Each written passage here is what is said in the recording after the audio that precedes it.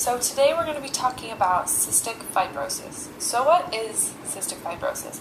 Well, it's an autosomal recessive disease, which basically means that you have to receive the gene from both parents in order to get it. So as you can see on the right in the picture, if you have a father who's a carrier and a mother who's a carrier, then you have a 25% chance that the child will have the disease, a 50% chance that they will be a carrier, and a 25% chance that they will not have the disease at all. And so basically what happens in cystic fibrosis is that you have an abnormal mucus production. So basically all the liquid that is in your cavities that keeps them moist and lubricated becomes thick and mucousy. And so it causes a lot of different difficulties in those organs. And previously, in the 50s, children were diagnosed and they'd only be able to live until about elementary school. But now we've been able to extend their life expectancy to about 30 to 40 years.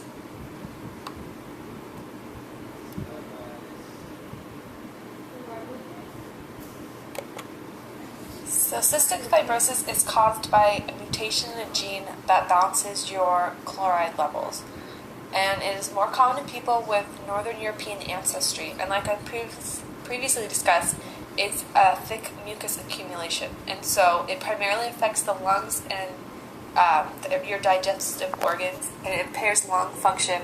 As you can see on the right, if you have cystic fibrosis, you're going to have thinner airways because you have so much mucus production.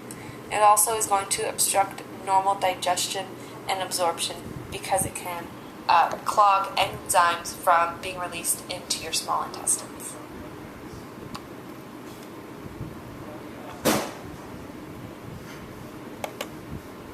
Signs and symptoms, you really depend on the severity of cystic fibrosis in the patient, and that can really vary.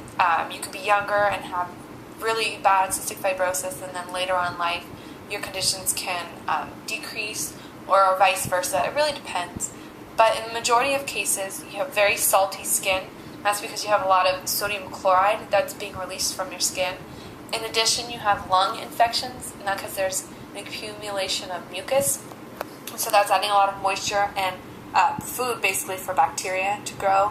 You have dyspnea, which means that you can't breathe very well. And you have greasy stool because your body is not able to absorb all the nutrients that it can. So a lot of your nutrients are being passed out in your stool.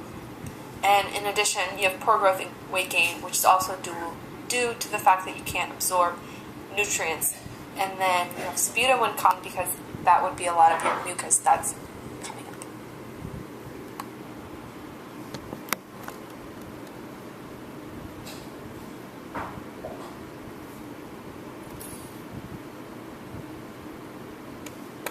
There are two different reasons why you would need to test for cystic fibrosis.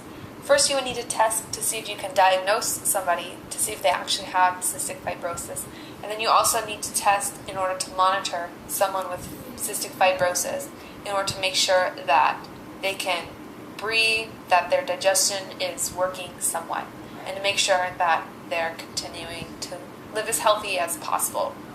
So when diagnosing cystic fibrosis, there are three different types of tests we can do. First would be a blood test, and you can check the levels of IRT, or immunoreactive trypsinogen, which is basically a chemical released by the pancreas. So then we can test how functionable the pancreas is. We can also do a sweat test. So that's when you apply a certain chemical onto the skin, which causes it to produce sweat, and you can test the salt levels, which would be a big sign of cystic fibrosis. And lastly, we can do a genetic test. So you can look at the gene that is involved in cystic fibrosis and see if there's a mutation or a defect that happens to be on it. And then when you do have cystic fibrosis, there are certain tests you do to monitor your symptoms, see how you're doing. You do an image test, which would check for damage to your lung and intestines, and then a lung function test to see how much mucus you have inside and how well you are able to breathe. You can do a sputum culture, check if you have any infections in your respiratory tract, and then lastly an organ function test to see how well your organs are functioning despite the amount of mucus inside of you.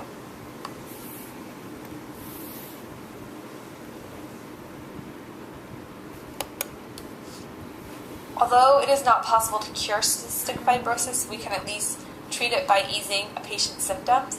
We can prevent and control lung infections by giving the patient antibiotics, and we can reduce mucus from the lungs by giving them mucus-thinning drugs.